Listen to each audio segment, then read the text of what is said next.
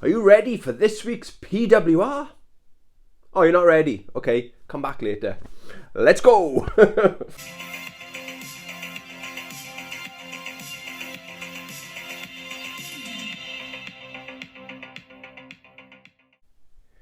Hey YouTube, welcome to the channel, or welcome back to the channel. I hope you're doing well. I really do. I mean it when I say that as well. So welcome to this week's PWR. What have I been playing? What have I been watching? What have I been reading? Funny old week this week. It's been a good week, but it's probably in the last, I want to say 3 months, I've actually played the least. I'll explain why. It's all good. Everything's good.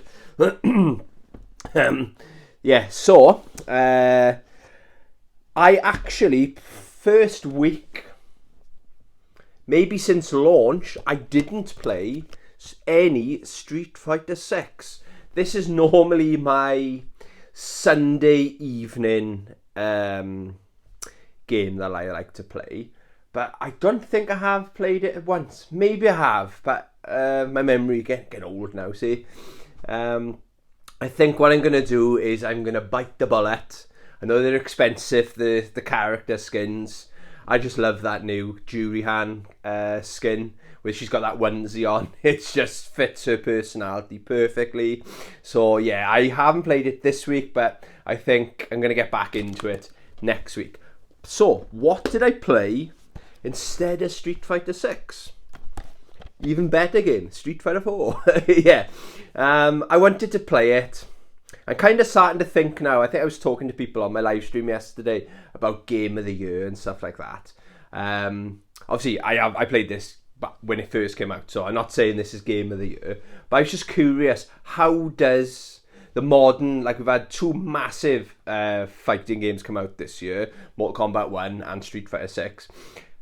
Is this dated? And the answer is no. The gameplay, the graphics, everything still stands up with this game. It's almost the perfect fighting game. It's such a hard game to beat. And the star of this game, the best thing in this game, is the character roster. They've got not all characters. What did I say? 44, and there's Street Fighter characters. All obviously Street Fighter, isn't it? It's not like Street Fighter Cross, another franchise.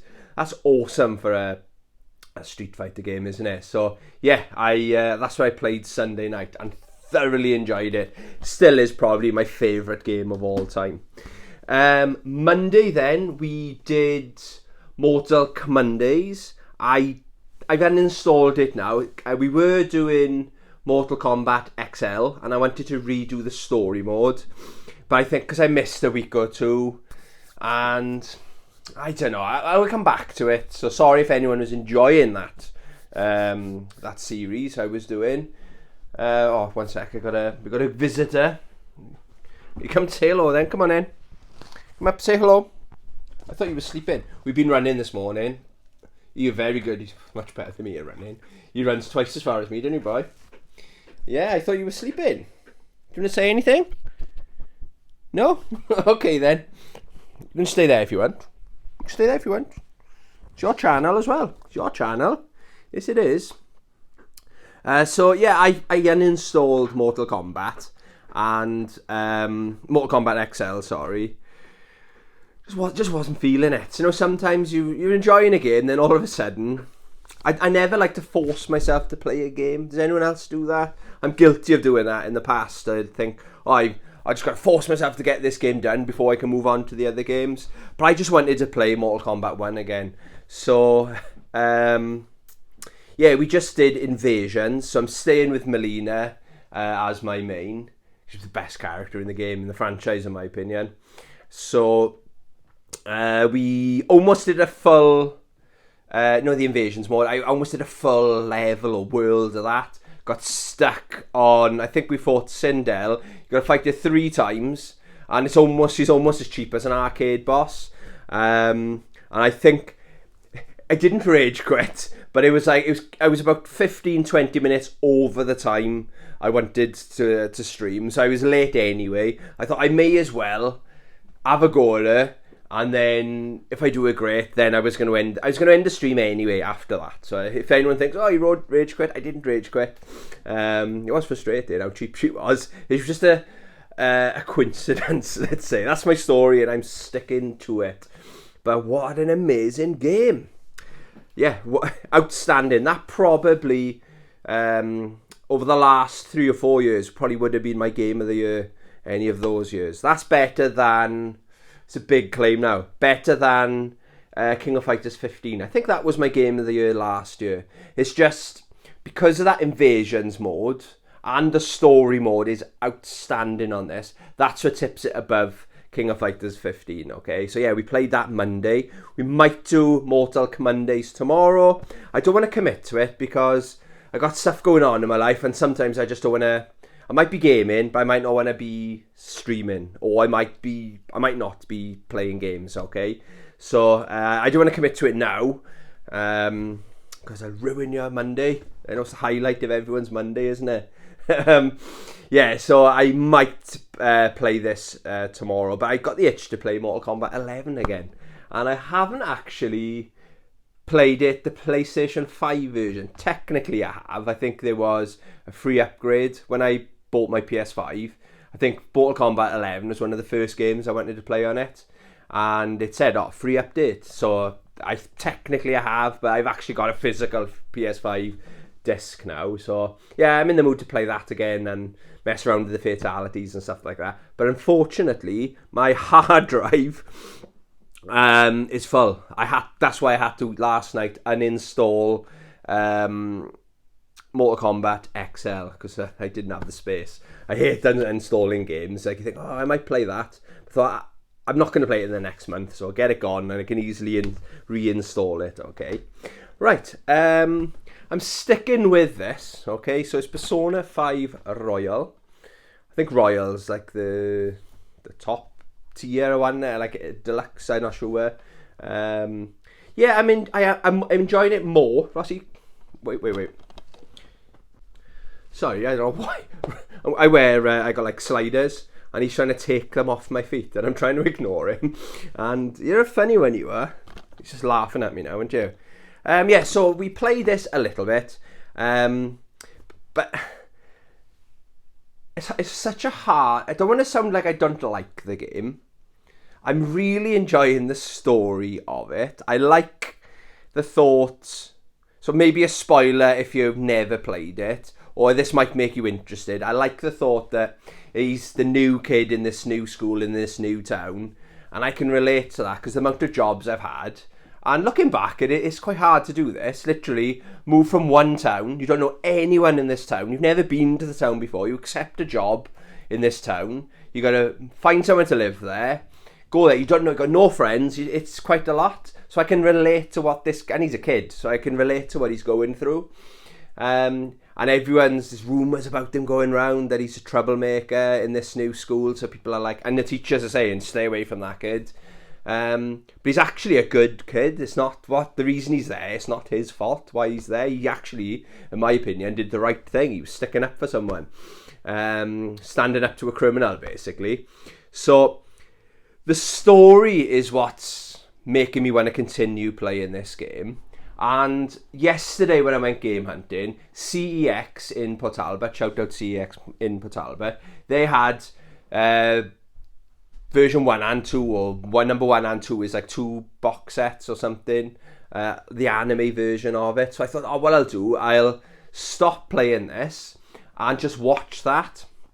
Sounds perfect, but the anime had really bad reviews. So I'm going to stick with this. Bit of me was tempted to uninstall it yesterday and keep Mortal Kombat XL on. But I know if I uninstall it, if I stop playing it this time, that's it. I'm done. This is my third attempt at playing through this game. I'm a good 5 hours in, okay? But I just wish... What I'm hoping for... I wish there was more gameplay. And what I'm hoping is... It's such a massive game that I'm still in the tutorial. It's a big, massive tutorial stage, but I'm hoping that's where it is. And it will be a great game if it then opens up to kind of more open world. It's very linear. You know, it tells you, right, you got to go home, and there's only one way you can go there, and then you got to go this way, then there's only one way you can go there. Yeah, so it's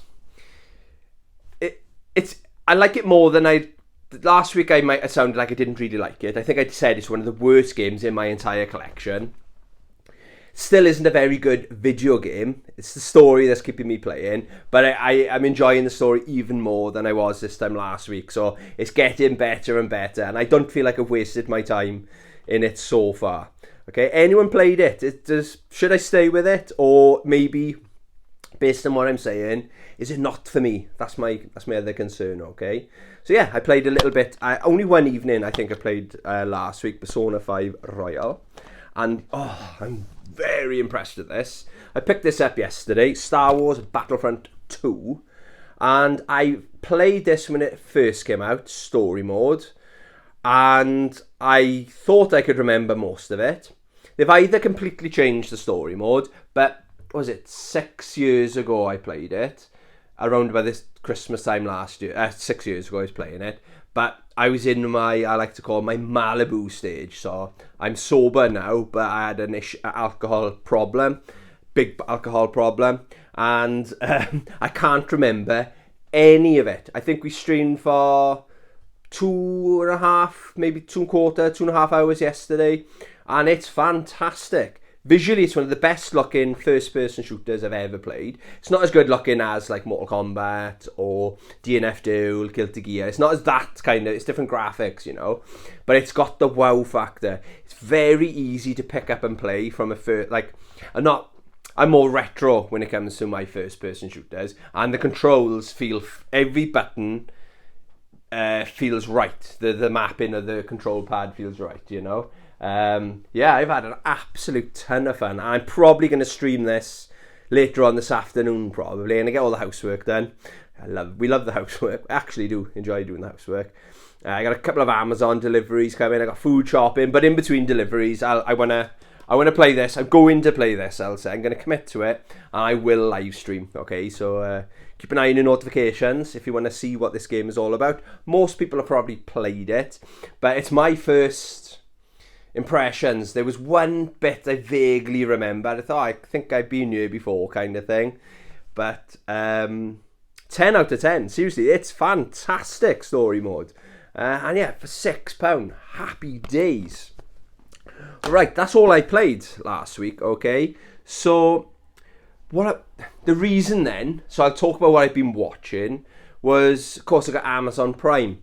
And I love it, right? It makes me I wish Amazon, I was talking to my imaginary friend Chris yesterday, shout out my imaginary friend Chris.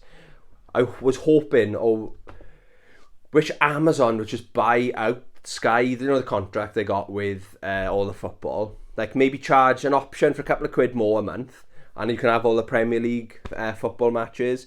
So Tuesday night, I watched Luton versus Arsenal. I stuck a cheeky bet on Arsenal, and it just about came through. Wednesday night, Sheffield United versus Liverpool. Stuck a cheeky bet on Liverpool, and Liverpool came through right at the end. And Thursday, I watched Everton v Newcastle. Stuck a cheeky bet on Newcastle, and they lost 3-0. So I lost all my money. I only put, what I do, I put a £5 on, and then when I win, a safe bet, I take my £5 back, put that back in my bank, and then whatever I got left, I try to make that money. Every start of every month, I put £5 in and take it out straight away as long as my first bet wins. So I might win £1, and then I use that, see how far I can go for the month. So yeah, cheers to Newcastle. Everton stuffed them, didn't they? But fair play, they're out of the relegation zone now, aren't they? So fair play to them. They're half decent side as well. So that's why, so Tuesday, Wednesday, Thursday, I don't think I gamed at all. Okay, so I just wanted to enjoy it, and it's nice to watch rather than watching highlights and stuff like that. It's nice to watch the build up of the game, and you know, when they're interviewing ex-managers, former players and stuff like that. I love all that stuff. I do. It's really, really nice. And the only time I've had it twice, could ever afford to have Sky, was once, funnily enough, when I was unemployed, when I was engaged. Somehow we could afford, I was living like a king then, somehow everything was paid for and we could afford Sky. That was like 2005.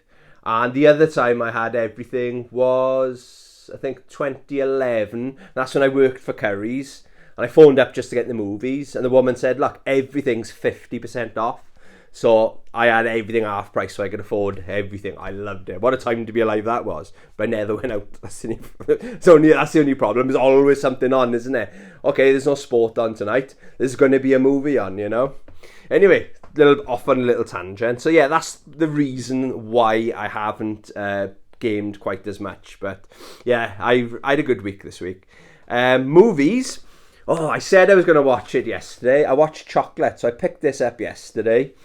And I'm not sure how old it is. It came across... Oh, yeah, of course, it's 2008. I thought it was much more modern, at least 2015 or something. But yeah, 2008. God, time it does fly. Like some of the mobile phones they're using, those like old school Motorola flip phones and stuff like that. And they're like the camera showing the phone as if it's like the latest technology kind of thing. And I'm like, what's this? What's going on? But... yeah, the trailer was a little bit misleading, but I don't know. She's very young, this girl, but very talented. And she did all of her own stunts as well. It's very... If you like Tony Jaa, if you like On Back, it's the director of... or the makers of On Back made this movie as well. And Tony Jaa is technically in it. She gets addicted to watching martial arts movies, and whenever the scene, they show what she's watching... is she's watching Tony Jaa, do you know what I mean? She's got a lot of his moves, like the elbow coming down and the high knees, like, it's brilliant, but it's believable. She's fighting people that are much, much bigger than her. Like, she's a small, tiny female, looks like a teenager, okay? And she's just battering all these men. I did make a couple of notes. So... one thing, again, it's a martial arts movie, but I just found it quite funny that she's kind of like... Her mum is like like Yakuza kind of thing, right? And a lot of people, like they go around and collect money off businesses to protect them and stuff like that. But then she falls ill. I think she's got cancer or something, like seriously ill. And she goes in hiding. But then these businesses still owe her the money, so it's mounting up. So a couple of years, she falls pregnant, and she devotes her life then. She tries to get away from that life, and she devotes her time to her daughter. She's trying to be the best mother she possibly can be. And then she falls ill, and she can't afford the medication, okay? So her hair's falling out, and she's a beautiful woman, okay? But then seeing like what cancer can do to people. And then I'm not sure if it's her like step brother or her cousin or something. He finds this like debt book, and it's like all these businesses owe money, and so they go round. The first time they go round, they walk up to this. I think it's like an ice business, where they chop up ice and stuff like that. And there's all these men around, and they go up to like, where's the manager? And the manager goes, yeah, can I help you? Yeah, we're from such and such, and you owe my mum money. I basically gets these massive men, like throw them out, literally grab them and throw them out. But then the girl has like a fever dream almost, and she's like seeing all these monsters, and she's I think it's autistic, and she goes back there then, and basically, cut a long story short, they tried to throw her out again, but she defends herself, kind of thing, in martial art, like as if Tony Jaa was transported into her body. And it's just... No, it's not as impressive, but it is believable. There's really cool scenes where... It gives me, like, Jackie Chan vibes as well. Do you know, like, there's a bit where there's, like, she's in front of these lockers, and she's using the locker doors... like pulling one's open, and this one will hit the guy in the head. Then she kicks this one, he goes in the locker. She closes this one, she uses another locker door, and you think it's all in one take as well. But just like saying about Jackie Chan, just like the Jackie Chan movies, my favourite part of the Jackie Chan movies is when the end credits come on. It shows all the outtakes, and it shows the outtakes of making this movie. And loads of the actors, stunt people get injured. Like cracking their heads open, like seriously hurt. They're like, this is the real deal. She hurts her shins because of some of the kicks and stuff like that. But it just shows this.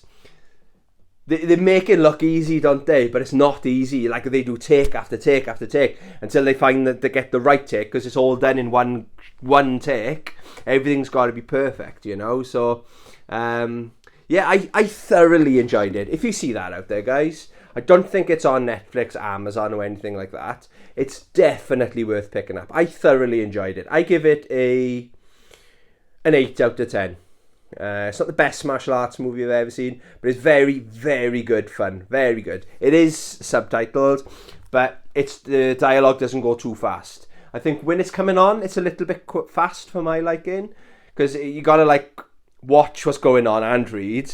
But that's just like the opening credits, I suppose.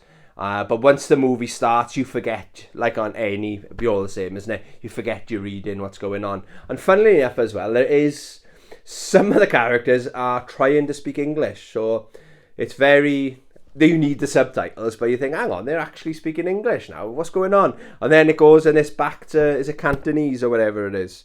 But yeah, definitely, that was £2.50 in CEX yesterday, and £2.50 well spent in my opinion, okay?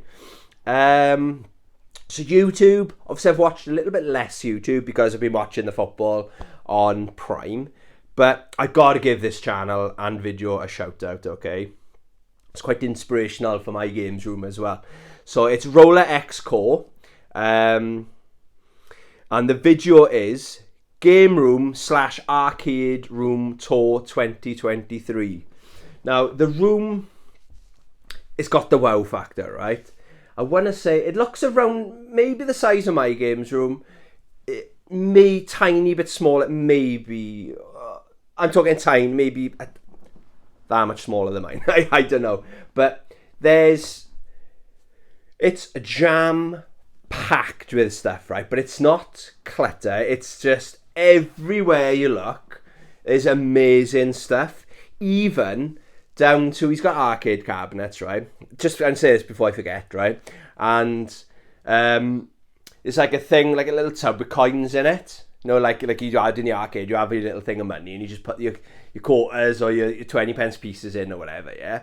But they're, like, the coins were actually, like, Capcom or, like, branded coins as well. I thought the attention to detail in his games room is fantastic, okay? So it's jam-packed with games. Every single inch is covered. There's hardly any dead space at all. But, again, I've seen some games rooms and it's just... clutter, right? He's put a lot of thought into it.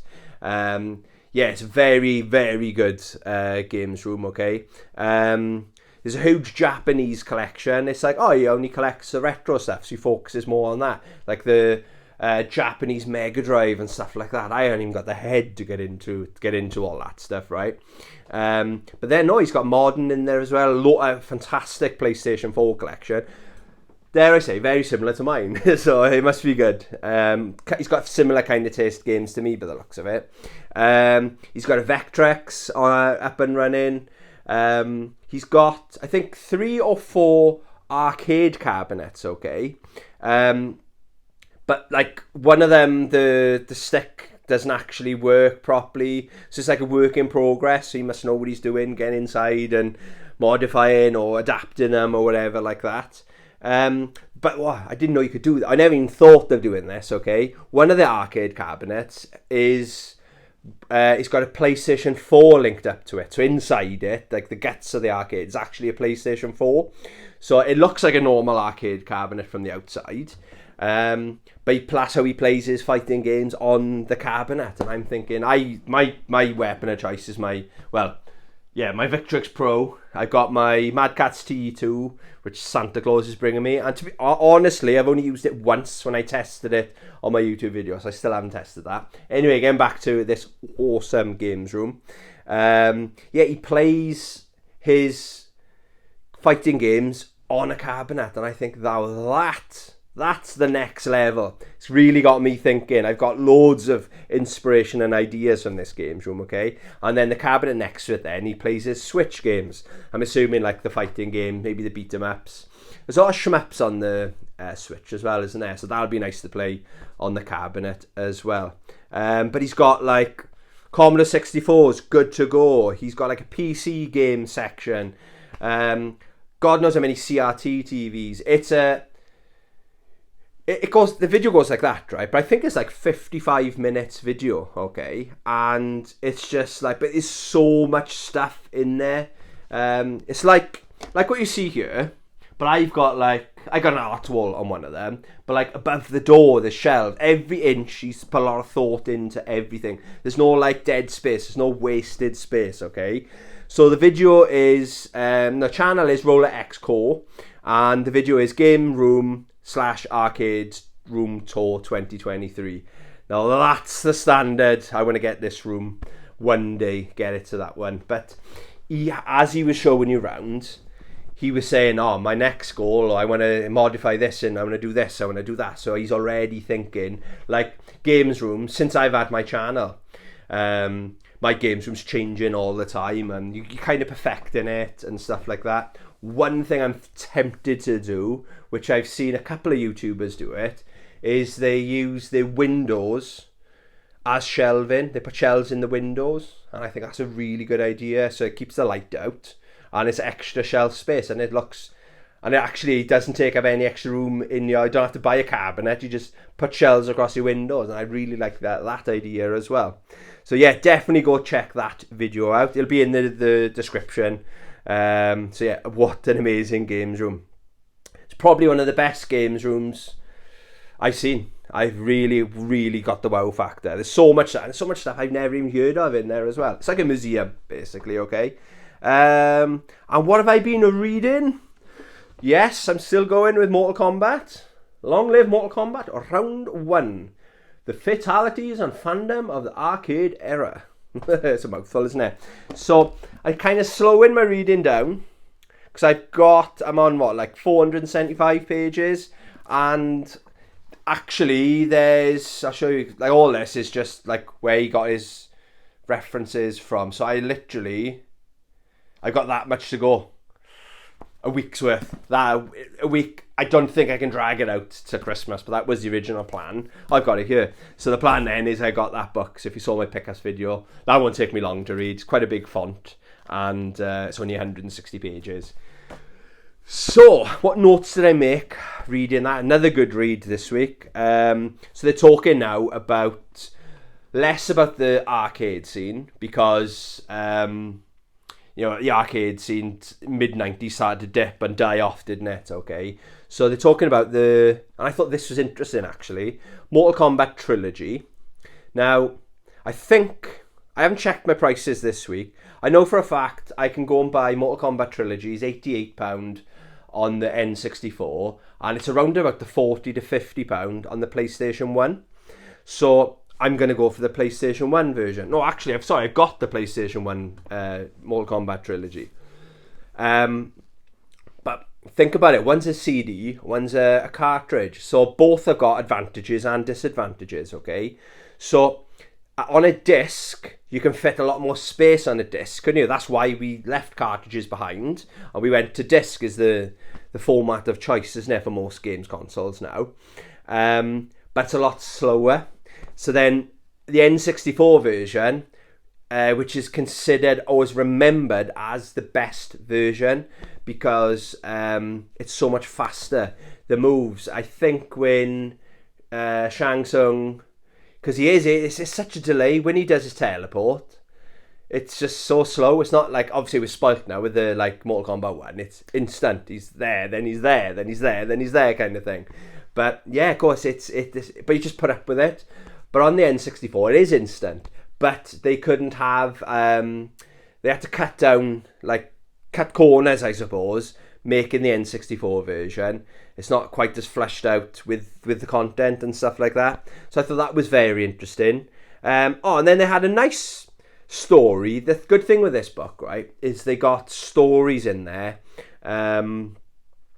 Just Mortal Kombat fans and stuff like that. And this boy growing up, he was gay, okay, but he didn't. As he was growing up, he didn't know he was gay. He knew he was different. And then when he got to his teens, like, his friends started having girlfriends and girls started talking to him, but he was never interested, okay? And the other thing he noticed very early on is when he went around his friends' houses, they were all playing, they'd play Mortal Kombat, and he always fell in love with Mortal Kombat, right? And they'd all be like going Scorpion, Sub-Zero and stuff like that, Liu Kang, and he just liked Sonya Blade, and they were all making fun of him. Why are you picking Sonya Blade? Sonya Blade is one of the best characters, wasn't she? So he's always had this connection with Sonya Blade, okay? And it was like when he was getting bullied then, as he got older, and people started noticing he was behaving different. It's more acceptable in these days, isn't it, than it was back in the day. Mortal Kombat, it was like a fantasy world where he could escape to, okay? During the time where he was being bullied. And in his modern apartment, right? So fast forward to current days, okay? Current times. One of his rooms is dedicated to Mortal Kombat. He's considered like the world's biggest Mortal Kombat fan. Like I'm consider myself the biggest Street Fighter fan, but this person's been recognised as the biggest Mortal Kombat fan. And he was presented with an award, and the person that presented in the award was the original actor, the sprite actress rather, that played Sonya Blade, presented it to him. I thought it was such a nice story. Like, my hero of all time is Valentino Rossi. My dog's named after him. I got the tattoos, Valentino Rossi tattoos and stuff. So to ever meet him, I have stood the other side of a racetrack to him, waving like this in Donington. Yeah, he was him. He was standing there. But I can't imagine how that feels, like your hero presenting you and being recognised by the Mortal Kombat community as being the number one fan, So I thought it was a really nice read, that was. Yeah, kept me up all night reading all of it. And the other thing then, I've got... So Ed Boon and John Tobias are well known as being the creators, aren't they, of Mortal Kombat. But Mortal Kombat 4, I think it sounds like John Tobias, if my memory's right, left. He moved on to something else. He moved away or something. So he went on to other projects or something. But then they split up Mortal Kombat. So Mortal Kombat 4 came out and Mythologies came out around about the same time. So John Tobias was brought back in as to like oversee the production of it, because he was more about he was the artist, wasn't he? He was the one that liked to do the lore and stuff like that. So he'd had enough of the fighting games. He wanted to do something else. Funny fact as well. I read this weeks ago.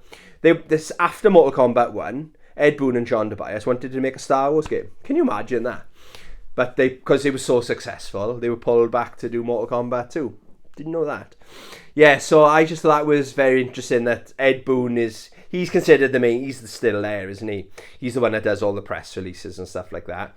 So he did Mortal Kombat 4, and John Tobias oversaw Mythologies, which is a disaster of a game. So I will get it in my collection one day. Who knows? Maybe next year. Who knows? There we are. So that's what I've been playing, what I've been watching, what I've been reading. We're going to play my little game. We're going to catch someone out one day. So I've got an E-Honda hat on. Say in the comments, I really like your Zangief hat.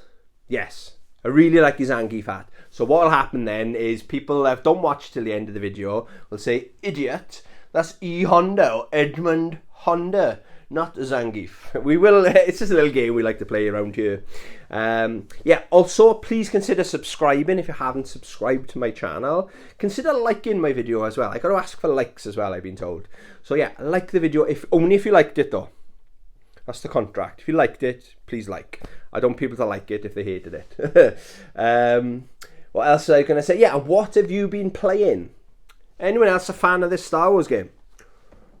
If you haven't played it before, tune in later on today. I shall be playing it and thoroughly enjoying it, no doubt. Yeah, there we go. Thank you very much for watching. Hope you have a great week as well. I'm talking to you. I want you in particular to have a great week. Okay, hopefully I'll have no motorbike bad news again. My bike is running. There we are. Thanks for watching. Love you. Bye.